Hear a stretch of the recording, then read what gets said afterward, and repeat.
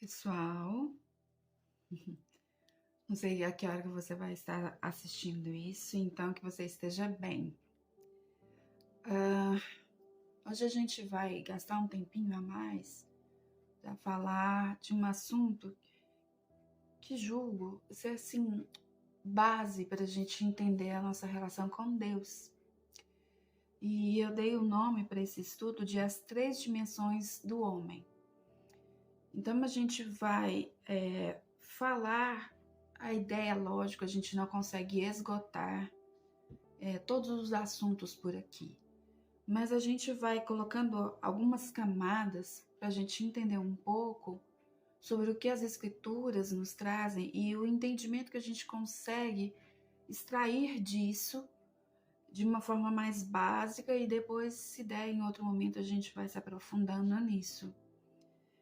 Então, a gente coloca as três dimensões do homem. Essas três dimensões eu já vou colocar de antemão, que são três dimensões que, na verdade, formam uma unidade em si. Esta unidade a gente vai chamar de integridade. O homem é um ser íntegro, ele é um ser inteiro, ele é um ser complexo e ele é um ser completo. Essa completude não é estanque, de prontidão acabou, mas é uma forma de nós entendermos como uma unidade, uma integridade, algo completo e algo inteiro, mas que ao mesmo tempo ele tem uma disposição de movimento. Não é uma dimensão ou uma unidade estagnada. Porque se nós podemos pensar que o homem ele passa por um desenvolvimento durante a sua vida, então a gente percebe na natureza do humano que este desenvolvimento é um movimento para um caminho, para percorrer uma estrada, para se desenvolver. Nós começamos de uma certa forma pequenos, muito dependentes e altamente dependentes por muito tempo dos genitores ou de pessoas responsáveis para cuidados preliminares para um desenvolvimento mais autônomo. Dentro desses cuidados, lá na fase dos bebês, né, da primeira infância, esses cuidados são tão importantes porque a gente pensa em cuidado de um bebê como se fosse o cuidado só das condições físicas deste bebê, para que ele esteja mais saudável possível. Mas o cuidado com o bebê é aquele cuidado também integrativo, integral.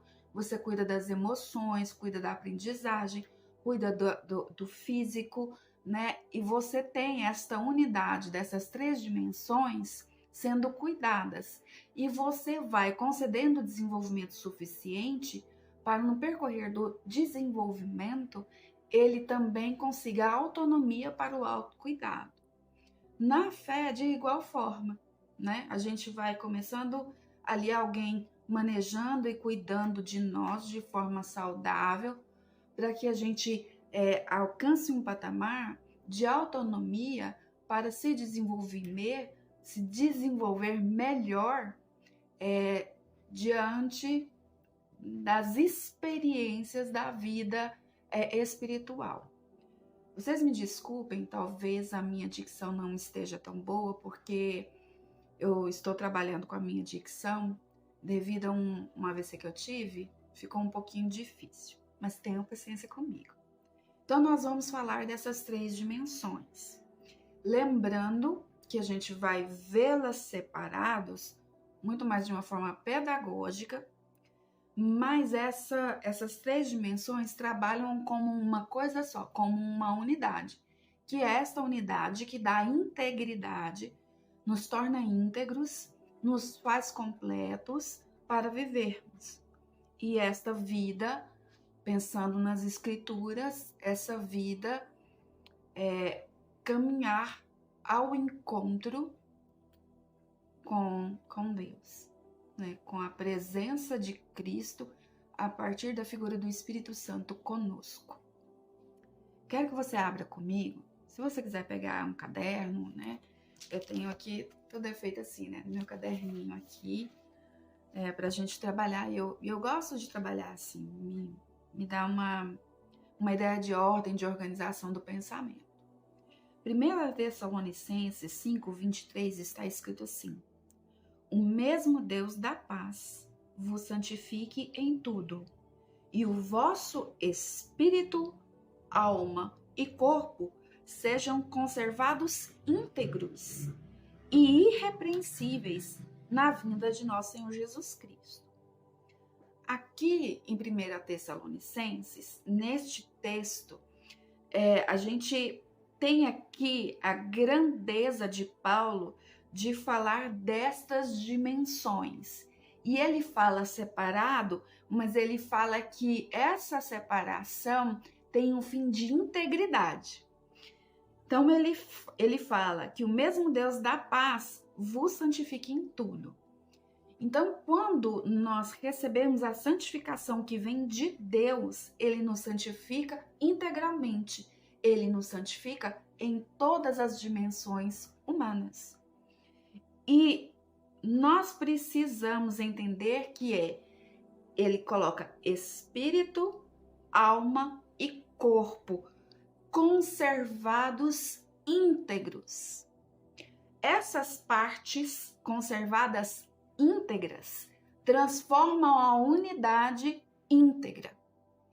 Partes íntegras, o todo é íntegro. Não sei se você já ouviu esta dicotomia, essa separação, essa dualidade, quando se coloca alma e espírito, corpo e espírito, como se um santificado santificasse todos os outros. E isto, corriqueiramente, é especificado nesta frase. Não, Deus não está interessado naquilo que eu visto. Ele está interessado se o meu coração está puro. Perguntas, né? Eu sou a pessoa da pergunta. Se o seu coração, e entendendo que talvez a ideia de coração aqui é muito mais espírito do que alma, que já é um probleminha aqui, se o seu espírito, se a sua dimensão espiritual está santificada e se encontra íntegro, por que ela está desassociada do seu corpo e daquilo que você veste?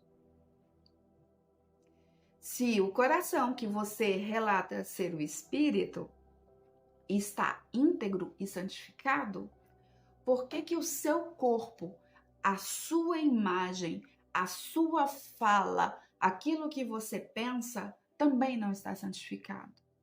Porque se Deus só quer saber da espiritualidade, do seu corpo espiritual, então ele cancela o seu corpo. Então o relato de Paulo aqui é uma conjectura.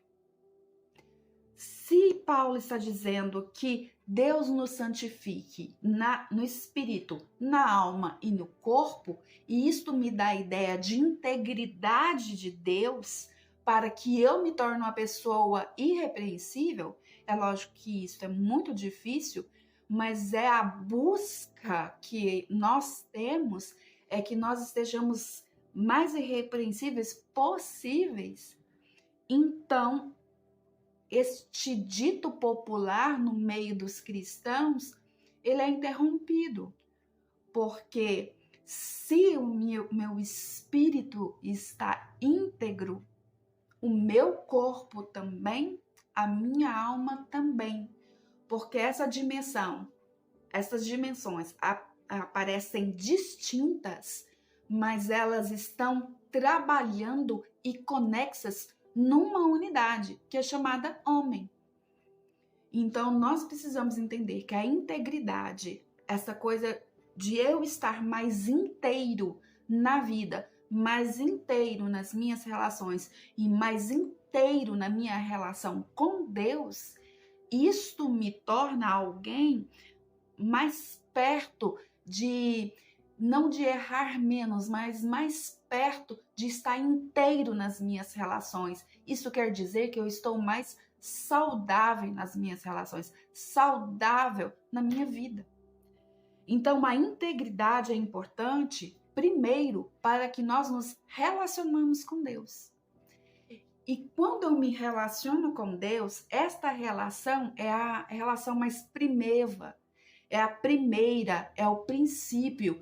E só a partir desta relação de integridade e que me leva a me relacionar mais saudável, de forma mais coerente e bíblica com Deus, as outras relações de mim comigo e de mim com o outro também vai passar por uma integridade, porque existe uma restituição, uma regeneração da minha ligação com Deus, porque ela é a primeira e principal relação. Eu não consigo me relacionar com Deus se não for a minha primeira e mais importante relação.